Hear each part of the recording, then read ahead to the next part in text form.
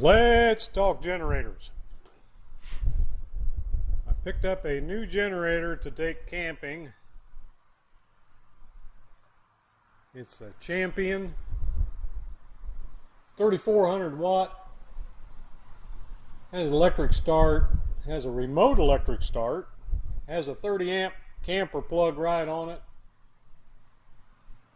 And it seems to me like it's okay. Best thing about it is it weighs in at around 110 pounds, and it will fit underneath the slide cover on my truck, so I can haul it up in front of my fifth wheel with the cover slid shut for a little bit of added security.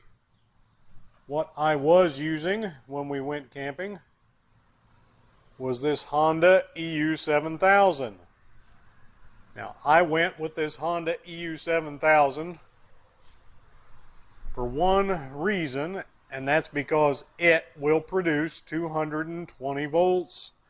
If I need a backup generator here at the house, in order to have my furnace, my water heater, or my well pump running, I need 220.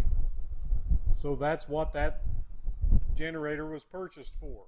That's another thing that's real handy with the 7000 unit. I can use it in conjunction with my welder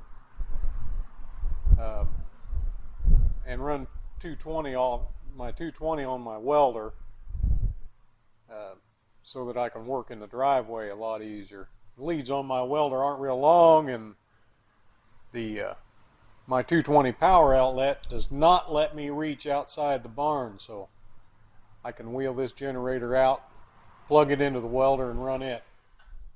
My very first generator that I bought was this Honda EU1000. I really like this little generator. Biggest thing is it's extremely light. It will run one refrigerator or one freezer, which is handy. You can just take it, start it up, and it runs for a very long time on a tank of gas. We're going to find out, but I think it is actually just a little bit louder than the 7000 when it's running. I have here loaded on my phone a sound meter reading decibels, and you can tell it's, I don't know if you can tell or not, we'll put this camera right here like this and zoom in a little bit. It is registering my voice. Hit this info button and you see that quiet library is 40 decibels. Conversation is 60, and that's just about where we're peaking out. Loud music is 80, motorcycles 100, and the threshold of pain is at 120. I have it sitting 4 feet from the new Champion generator, sitting right there. I'll start it up, run it with that piece of board right behind it, running this fan right here. So we might pick up some noise off of that, don't know. What I'll do is I'll plug that fan in and run it without a generator and see how much noise we get out of it. But anyway, we'll run that fan. I'll make it so it doesn't blow on the telephone. We'll run that load. We'll run them all three at an idle. We'll speed them all three up to full speed and just see what they read. And then I'll put the board in front of it to see what it registers with a sound block in front of it at 4 feet. So let's get to running on the test. First, we'll go over some of the pluses and minuses. This one has, like I said, I think I said anyway, this one has the 30 amp plug for the camper right on it. 2 110 outlets, and it has a 12 volt DC outlet. Here's my little buddy come out to see me.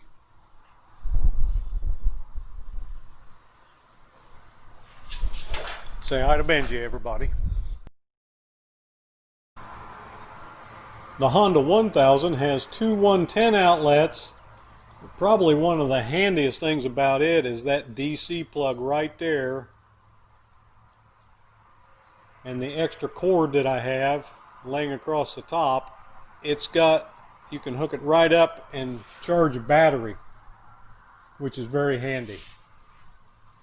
To be able to remotely take it and charge a battery is just handier than all get out. The Honda 7000 has four 20 amp 110 outlets, a 30 amp 110 outlet, and a 30 amp 120 and 240 volt outlet. Now, as far as weight, you can look these weights up, but I can tell you right now, this 7000 unit is too much for one person to lift up into a pickup truck. Two people can do it, but it's really too much for that. The Champion, on the other hand, it says it weighs 110 pounds. I can put it up in my pickup truck by myself. The Honda 1000 weighs in at a whopping 29 pounds. Of course, the Champion and the 7000 are both electric start, so you gain a lot of weight with the battery. And that one's just a pull start, so you have to be able to yank it to start it, but it doesn't take a whole heck of a lot to start it either. So let's get to working on this sound test and just see what we got. First, we'll go with the Champion.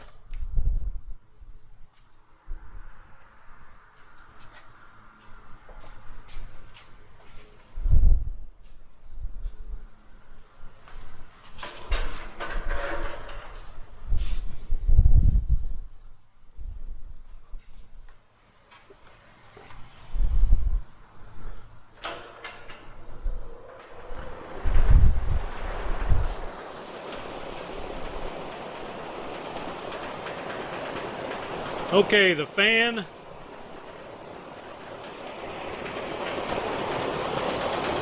running by itself. You can see it there. It's running about, without me talking,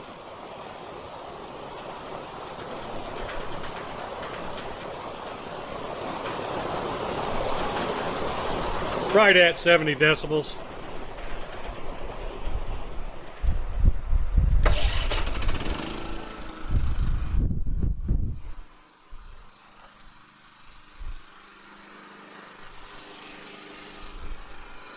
Okay, the Champion at idle.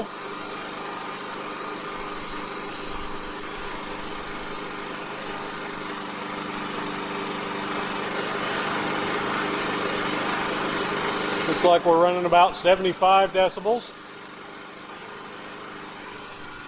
We'll hook in the fan.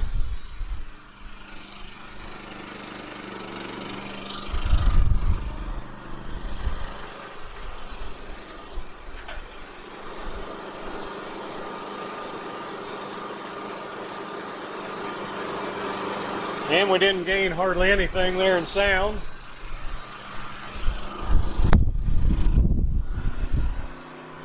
Kick it up to full speed.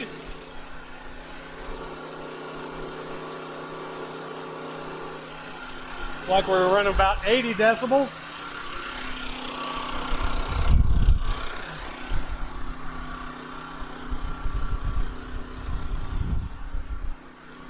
Put the sound block in front of it.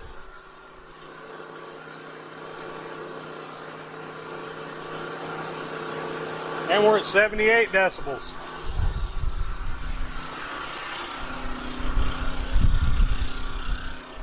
Okay, and here we go with the big Honda.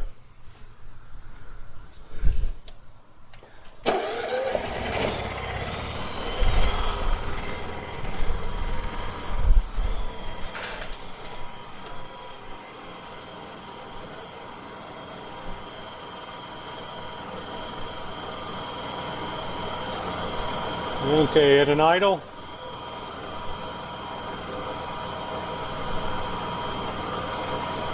Look, we're topping out at about 74.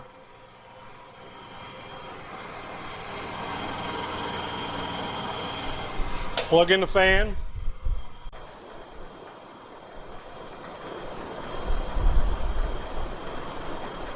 About 77 is where it's topping out.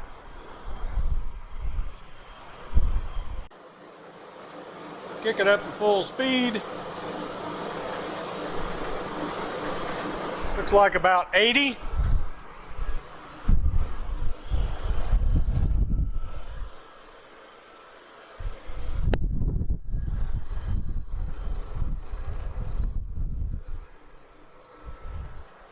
And with a sound block in front of it,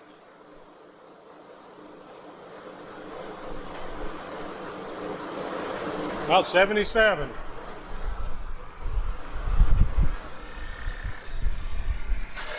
And now for the Honda 1000. All three of them, I'm running the exhaust out to the left.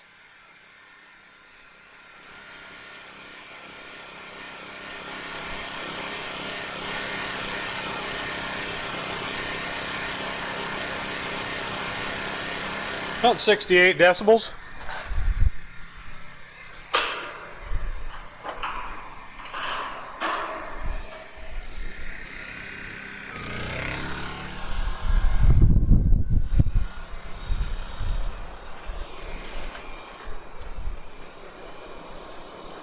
With the fan,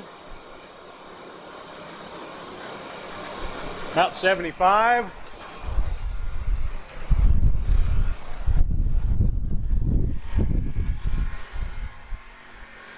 Kick it up to full speed.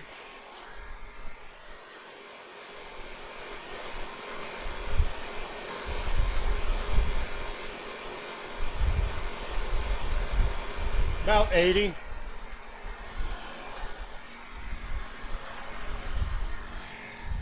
So there you have it. Quick little comparison of the Champion 3400 versus the Honda 1000 and the Honda EU 7000. Now here's where the big difference lies. Right now that little Honda 1000 on Amazon is running at about $850 or $850, right at $850. The 7000 unit is close to $4,500. That's without the custom front wheel kit that I made for it.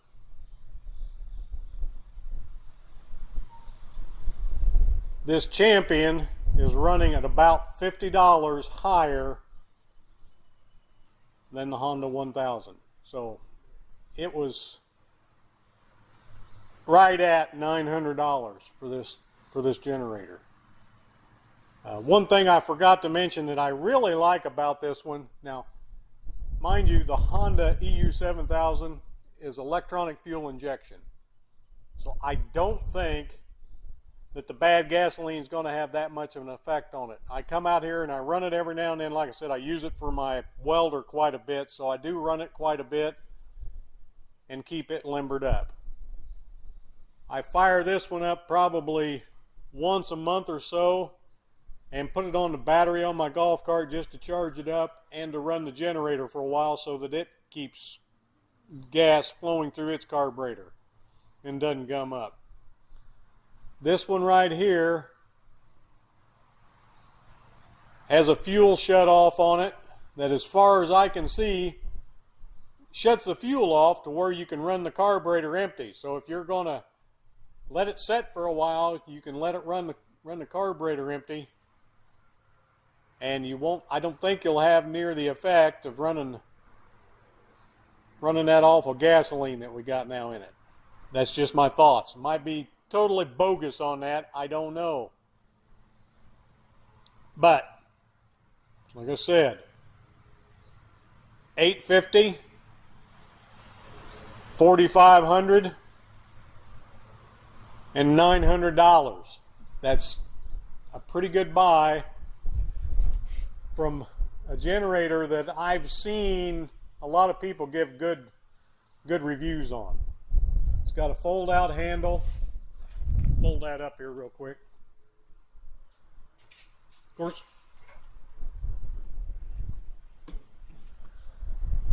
footprint's not very big. And like I said, it will fit underneath the cover on my truck. And that's a big plus right there. Because that one sticks up, its big red head sticks up over the side of the truck and just advertises that it's in there. Now, for sure, I chain it down. I chain it to the fifth wheel hitch, lock it up, and it would be a lot harder for somebody just to walk off with the big heavy thing. It's more than I want to put up a set of ramps. I set up my ramps and put a come along in the back of my truck hooked up to my fifth wheel and winch it up into the back of the truck is how I load it. And offload it. And this one here, of course, weighing 29 pounds, you just carry it around like a suitcase. But then again, it won't run the air conditioner on the camper either. This one should run the air conditioner on the camper just fine.